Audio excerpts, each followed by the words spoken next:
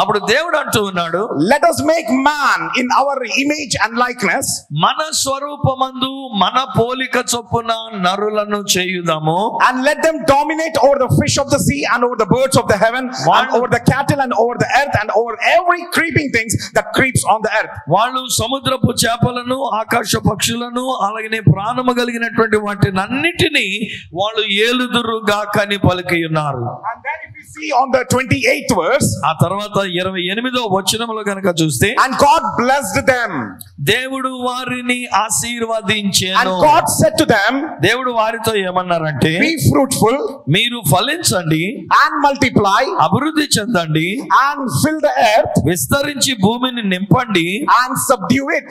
దానిని లోపరుచుకొనండి. How many blessings God gave to them? ఏమండి, ఎన్ని ఆశీర్వాదాలు ఇచ్చాడంటే దేవుడు He వారికి. said to them, వారితో అన్నాడు, be blessed, మీరు ఆశీర్వదించబడండి, be fruitful, మీరు ఫలించండి, be multiply, మీరు అభివృద్ధి పొంది విస్తరించండి, be fill, మీరు భూమిని నింపండి, and subdue the earth, దానిని and లోపరుచుకొనండి. then have dominion over everything you see. అంతేకాకుండా మీకు కనబడుతున్న ప్రతి దాని మీద మీరు ఆధిపత్యాన్ని కలిగి యాలండి. Hallelujah. Hallelujah. Now when God said you dominate, you subdue, you fruitful, you be blessed, then why are we not dominating? Why are we not blessed? Why are we not fruitful? యాలండి, లోపరుచుకొనండి, దానిని మీరు సేద్యపరచండి, ఇవన్నీ కూడా దేవుడు చెప్పినప్పుడు మరి ఎందుకు మనం ఈ భూమిని ఏలలేకపోతున్నాం? భూమి మీద ఉన్నటువంటి వాటిని మనం ఆధిపత్యం చేయలేకపోతూ ఉన్నాం. We still lack things in our family. ఇంకా మన కుటుంబంలో ఏదో లోటు ఉండి ఉన్నది. Now this is the introduction part what I have given you. ఇప్పుడు నేను ఇస్తున్నటువంటిదంతా ఉపోద్ఘాతమే. Let's now be going why, how we can be blessed. ఇప్పుడు ఎలాగున మనం ఆశీర్వదించబడగలమో ఆ విషయంలోనికి వెళ్దాం. Amen. Let's go to the chapter, to Exodus 3rd chapter. Exodus 3rd chapter, and I want somebody to read in Telugu. నిర్గమకాండములో నుండి 3వ అధ్యాయములో ఉన్నటువంటి మాటలు మనం చూద్దాం రండి. Let's go there. Hallelujah. హల్లెలూయా. నిర్గమకాండం 3వ అధ్యాయం. You know why God said marriage is honorable? ఏమండి, వివాహం అనేటువంటిది అన్ని విషయములలో ఘనమైనదని దేవుడు ఎందుకు అన్నాడో You తెలుసా? know why? Because marriage brings heaven and earth together. ఈ యొక్క వివాహం అనేటువంటిది పరలోకాన్ని భూమిని ఏకం చేస్తుందండి బాబు. Because marriage comes from Lord. ఎందుకంటే వివాహం అనేటువంటిది ప్రభు దగ్గర నుంచి జరుగుతున్నటువంటిది. Hallelujah. Let's go to the 3rd chapter. 3వ అధ్యాయం, నిర్గమకాండం 3వ అధ్యాయం. And we see that now Moses was shepherding the flocks of Jericho. Telugulo chadavali, ఎవరైనా తెలుగు బైబిల్ ఉంటే స్టార్ట్. మోషే మిద్యాను యాజకుడైన యిత్రోను తన మామ మందను మేపుచు ఆ మందను అరణ్యము అవతలకు తోలుకొని దేవుని పర్వతమైన హోరేబుకు వచ్చెను. Yes. ఒక పొద నడిమిని అగ్ని జ్వాలలలో యెహోవా దూత అతనికి ప్రత్యక్షమాయెను. See, this is what I want to explain you. Moses was very burdened by seeing this mountain. ఈ యొక్క కొండను చూచినప్పుడు చాలా చాలా చాలా చాలా భారముతో అన్నట్టుగా మోషే ఉన్నారు. Something inside him was telling him, Moses, go up there, go up there. లోపల ఏదో మోషేతో చెప్తూ ఉన్నటువంటిది, మోషే నువ్వు అక్కడికి వెళ్ళు అన్నట్టుగా. And then Moses went onto the hill. అలాగున్న మోషే ఆ పర్వతం దగ్గరికి వెళ్ళి ఉన్నాడు. And then you know what Moses see? The Moses see there is a bush. అక్కడ మోషే గారు చూసింది ఏంటంటే ఒక పొద చూచి ఉన్నాడు. And that bush is burning. ఆ యొక్క పొద మండుచూ ఉంది. You know, the Bible is telling the angel of Jehovah was in the bush. యెహోవా దూత ఆ యొక్క పొద మధ్యలో కనబడి ఉన్నారంట. Is that right? Is that what your Bible is telling? ఏమండి, బైబిల్ అదే కదా చెప్తున్నటువంటి మాట. The bush. You know, మండుతున్న పొదలో నుండి దేవుడు మాట్లాడినాడని మనం వినుకుంటూ వస్తున్నాం కదా. But you know what I have seen is I have seen something different. కానీ ఇక్కడ నేను చూసినటువంటి విషయం ఏంటంటే ఏదో వేరేగా నాకు కనబడుతూ వచ్చినటువంటిది.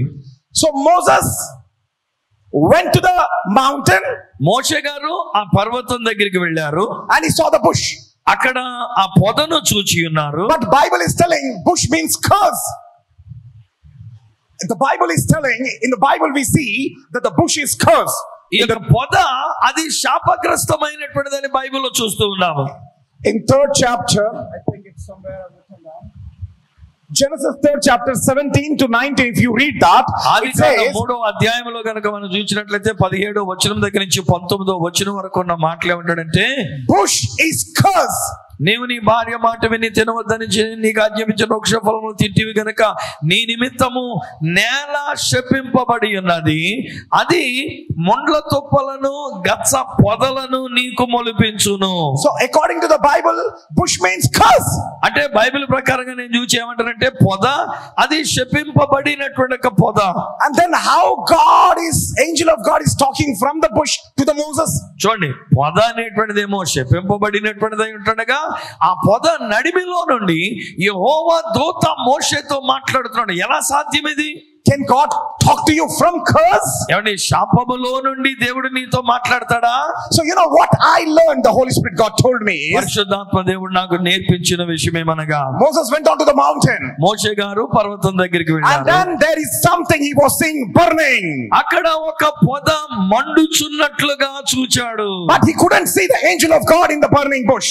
ఆ యొక్క మండుచున్న పొదలో యెహోవా దూతను చూడలే ముందు. But he only saw the burning of fire. ఒక మండుచున్న మంట, అది అక్కడ చూచాడు మోషే. Now Holy Spirit God told me that Moses was in a vision, or he might be a face to face, but he saw himself there. మనం అది దర్శనమా లేకపోతే ఏదైనా కళ చూస్తున్నాడా అని మనం అనుకోవచ్చు, కానీ నిజానికి మోషే ఆ పొద దగ్గరికి వెళ్ళాడు, ఆ పొద మండుచున్నట్టుగా చూచాడు. Moses was 40 years, he was struggling in Egypt. అక్కడ 40 సంవత్సరాలు ఐగుప్తు దేశంలో ఉన్నాడు మోషే గారు. Then 40 years in the desert. ఆ తర్వాత 40 సంవత్సరాల పాటు మాంగారు మందను మేపుతూ ఉన్నాడు. And then in the last 40 years he was encountering and bringing the people of God from the curse. ఆ తర్వాత 40 సంవత్సరాల పాటు శాపగ్రస్తమైనటువంటి ఐగుప్తులో నుండి ప్రజలు, ఇశ్రాయేలు ప్రజలను బయటికి తీసుకొని వచ్చాడు. God was showing Moses, this is your job. You know, my people are in the curse and you need to bring them out from the curse, and the only way you can bring them out is by the burning of the fire inside you. Hallelujah. అక్కడ దేవుడు మోషేతో మాట్లాడుతున్నప్పుడు చెప్తున్నటువంటి మాట ఏంటంటే, మోషే, నీలో మండుచున్నటువంటి మంటను బట్టి పొదలో చిక్కుకున్న ప్రజల్లాగా ఉన్నటువంటి ఇశ్రాయేలీలను ఆ పొదనే శాపములో నుండి నువ్వు బయటికి తీసుకొని రావాలి. Why did God choose Moses only?